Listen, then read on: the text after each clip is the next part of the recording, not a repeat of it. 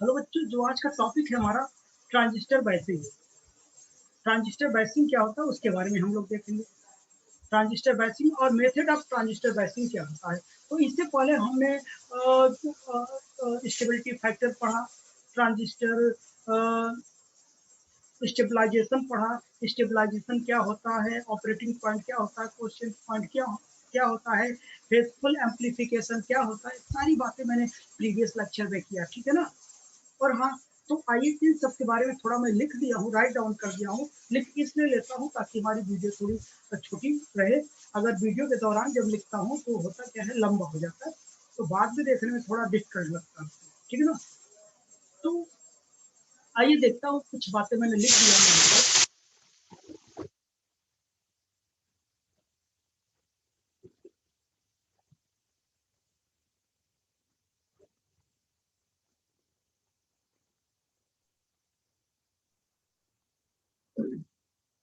हाँ, तो देखिए ट्रांजिस्टर बायसिंग क्या होती है। Biasing of a transistor means to apply an appropriate circuit to its base terminal। तो बायसिंग का मतलब क्या है, बायसिंग ऑफ ट्रांजिस्टर का मतलब क्या है। हम क्या करते हैं कि एक ऐसी एप्रोप्रिएट सर्किट क्या करते हैं, बेस के साथ क्या करते हैं, बेस टर्मिनल के साथ हम क्या करते हैं, अप्लाई कर देते हैं। और इसका जो मेन पर्पज है वो क्या है बच्चों, मेन पर्पज हम लोग देखते हैं इसमें क्या है।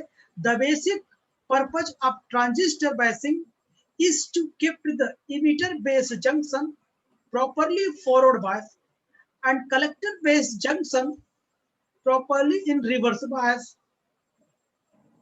तो देखो, ये मैंने ट्रांजिस्टर बताया, ट्रांजिस्टर ये हमारा होता है, ये इमीटर हो गया, कॉमन इमीटर की बात करते हैं हमेशा इसमें, ठीक है ना। ये इमीटर हो गया, बेस हो गया, और ये क्या हो गया, कलेक्टर हो गया। तो क्या हो गया, कलेक्टर हो गया, ठीक। तो ये जो बेस इमीटर है ये फॉरवर्ड बायस में कर दिया जाता है, और इसको क्या कर दिया जाता है, रिवर्स बायस में। ऐसा करने से ये एक्टिव रीजन में आ जाता है, एक्टिव मोड में आ जाता है। ट्रांजिस्टर वर्क करना क्या करता है, स्टार्ट कर देता है, ठीक है ना। तो क्या करते हैं कि इमीटर बेस को फॉरवर्ड बायस में और कलेक्टर बेस को किसमें, रिवर्स बायस में कर देते हैं, रिवर्स में। During the application of signal के दौरान इन सबको मैंने फॉरवर्ड और रिवर्स बायस कर देते हैं। By biasing a transistor one can obtain a certain DC. Biasing के दौरान हमको क्या मिलता है, एक सर्टेन डीसी मिलता है। हम यहाँ एसी की बात नहीं करते, एसी को क्या करते कि हम कैपेसिटर लगा के उसे डीसी को मेंटेन बना लेते हैं, ठीक है ना। तो अब देखिए, तो डीसी कलेक्टर करंट, हमको डीसी कलेक्टर करंट क्या करते हैं, हमको मिलता है at certain DC collector voltage. Certain DC collector voltage पर सर्टेन डीसी करंट हमको मिलता है, ठीक है ना। और these value of current and voltage are expressed by the term operating point।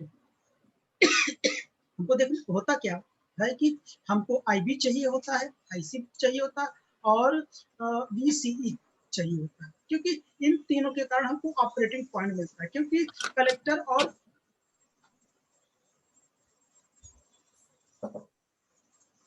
जो कलेक्टर और क्या होता है, VCB के बीच हमको जो ग्राफ प्लॉट करते हैं, VCB VCE और IC के बीच एट कांस्टेंट पर लोड लाइन बनता है, उसके बीच एक ऑपरेटिंग पॉइंट होता है ना। तो ऑपरेटिंग पॉइंट को पता करने के लिए, उसको फिक्स करने के लिए आपको इन तीन वैल्यू का पता करना बहुत जरूरी होता है, IB IC और VCE। वही बात तो मैं कह रहा हूँ ना, express by the term operating point. तो इस ऑपरेटिंग पॉइंट को हम और क्या बोलते हैं, also called the coefficient RQ point. इसको क्या बोलते हैं, RQ पॉइंट भी बोलते हैं इसे। By proper biasing of transistor a desired coefficient operating point is obtained.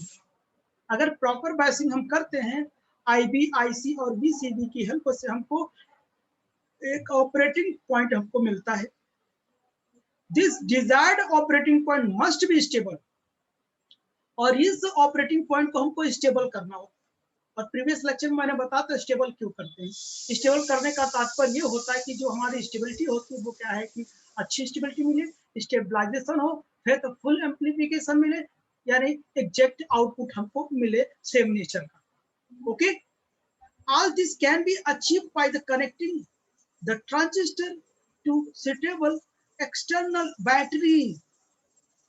ठीक है ना, यहाँ देखिए achieve by the connective the transistor, ठीक ना, सुटेबल एक्सटर्नल बैटरी, एक सुटेबल एक्सटर्नल बैटरी के द्वारा इसको हम क्या करते हैं कि अचीव करवाते जोड़ते हैं, और by associating a circuit with a transistor, और हम क्या करते हैं कि एक सर्किट क्या करते हैं, ट्रांजिस्टर की एक सर्किट क्या करते हैं हम एसोसिएट करते हैं। आगे देखो, और the later method is however frequently employed because it is more efficient। क्यों हुआ ऐसा? क्योंकि इसके पास मोर एफिशिएंट है, यानी इसके पास क्या इफिशिएंसी क्या थी, ज्यादा थी। The circuit which provides transistor biasing are called biasing circuit। तो जब सर्किट को ऐसे बायसिंग किया जाता है तो ऐसे सर्किट को हम लोग क्या होते हैं, बायसिंग सर्किट कहते हैं। तो आइए हम लोग बात करते हैं कि मेथड ऑफ ट्रांजिस्टर बायसिंग क्या है। मेथड ऑफ ट्रांजिस्टर बायसिंग, बच्चों यहाँ देखिए ये खास बात है, वो तो मैंने ऐसे बताया कि ट्रांजिस्टर बायसिंग क्या होता है, मेथड जो होता है वो काम की चीज है, ठीक है ना। तो यहाँ से देखना, for proper operation of a transistor in any circuit, किसी भी ट्रांजिस्टर के सर्किट में, किसी भी सर्किट के ट्रांजिस्टर में जो प्रॉपर ऑपरेशन होता है, किसी भी सर्किट के ट्रांजिस्टर में जो प्रॉपर ऑपरेशन हम करते हैं, वो देखना आगे क्या है। The transistor biasing is very essential. वो बायसिंग क्या होनी चाहिए, बहुत एसेंशियल होनी चाहिए। The most commonly use method of operating obtaining transistor, commonly used to use किया जाता method of obtaining transistor biasing from a single source of supply battery VCC। कितनी भी एक्सटर्नल बैटरीज है VBB और VCC, इन सबको हटा के हम केवल सिंगल बैटरी अप्लाई करेंगे, यानी इन सब की जगह हटा के केवल एक बैटरी लगाएंगे VCC एक्सटर्नल बैटरी, ठीक है ना। क्यों लगाएंगे, हम एक एक बैटरी में हम देखेंगे, ठीक है ना, यानी VCC ही केवल लगाएंगे, लेकिन वो क्या VBE और VCE तो रहेगा ही, वो तो टर्मिनल्स की है ना, बेस इमीटर के और कॉमन कलेक्टर के बीच की बैटरी है ना, वो रहेंगी। ये जो हमने इनपुट की तरफ VB लगाया था, आउटपुट की तरफ VCC लगाया था, ये सबको हटा के ये बैटरी लगेगी। एक battery VCC used in the output circuit are as follow, ठीक है ना। इस तरीके से हम लोग क्या करेंगे, ये मेथड ऑफ ट्रांजिस्टर बायसिंग करेंगे। ये जो मेथड ऑफ ट्रांजिस्टर बायसिंग होती है वो 4 टाइप की होती है, 4 तरीके से हम उसको बायसिंग कर सकते हैं। मेथड ऑफ बायसिंग, पहला नंबर क्या होगा, फिक्स बायस और बेस बायस, ठीक। उसके बाद सेकंड क्या है, कलेक्टेड टू बेस बायस। तीसरा नंबर क्या, इमिटर बायस और सेल्फ बायस। चौथा क्या है, मिक्स टाइप बायस और पोटेंशियल डिवाइडर बायस। ये बहुत इंपॉर्टेंट है। और सब ये सब करने के साथ साथ हम सबकी स्टेबिलिटी निकालेंगे। DIC कितना आपको पता है, DIC है, और इसको निकालने के लिए हमने एक फॉर्मूला निकाला था। यस, क्या करेंगे, 1 + बीटा 1 - बीटा DI कितना, DIC। हर हाल में ये वैल्यू मैं निकालूंगा तो स्टेबिलिटी पता चल जाएगी, 1 से लेस है, ग्रेटर है, कि इक्वल है, ठीक है ना। सब में स्टेबिलिटी निकालेंगे तो, और हम इसमें ये देखेंगे कि उसकी जो स्टेबिलिटी है क्या है कि गुड स्टेबिलिटी है या पुअर स्टेबिलिटी है। अगर वैल्यू लो आई तो गुड स्टेबिलिटी, हाई आई तो पुअर स्टेबिलिटी। तो बच्चों कितनी बात करेंगे हम मेथड में, तो सबसे पहले मैं पहला मेथड पढ़ूंगा, वो भी हम लोग कल पढ़ेंगे, ओके, ठीक ना। तो अब ये चारों बताने के बाद ढेर सारे इस पर हम लोग प्रॉब्लम करेंगे, तो आपका टॉपिक पूरा कंप्लीट हो जाएगा और क्लियर हो जाएगा। ओके बच्चों।